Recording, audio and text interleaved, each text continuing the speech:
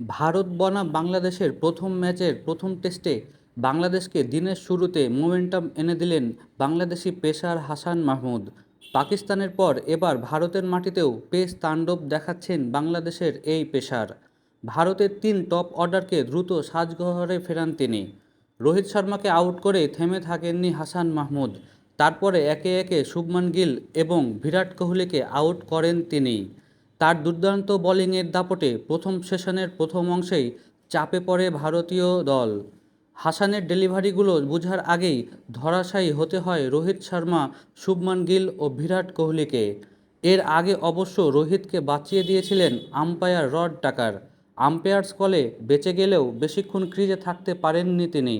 হাসান মাহমুদের সুইং ডেলিভারিতে পরাস্ত হতে হয়েছে রোহিতকে। হাসানের ডেলিভারিতে ব্যাটের কানায় বল স্পর্শ করে বল চলে গিয়েছিল ফার্স্ট স্লিপে থাকা অধিনায়ক নাজমুল হোসেন শান্তর হাতে। মুহূর্তেই বলটি তালুবন্দি করেন তিনি। এরপর হাসানের কল্যাণে বাংলাদেশ পেয়েছে দ্বিতীয় উইকেট, যেটি ছিল শুভমান গিলের। গিলকে লেগ স্ট্যাম্পের অনেকটা বাইরে বল খেলতে বাধ্য করেছেন হাসান মাহমুদ। হাসানের তাণ্ডব সেখানেও থেমে থাকেনি। এরপরে তিনি ফিরিয়েছিলেন বিরাট কোহলিকে। দুর্দান্ত সুইং ডেলিভারিতে কোহলিকে সাজঘরে ফেরান তিনি। আউট হওয়ার আগে রোহিত শর্মা করেন ১৯ বলে মাত্র ৬ রান। শুভমান গিল রানের খাতা খোলার আগেই বোকাবনে বিদায় নেন এবং মাত্র ৬ রানে সাজঘরে ফিরতে হয় বিরাট কোহলিকে।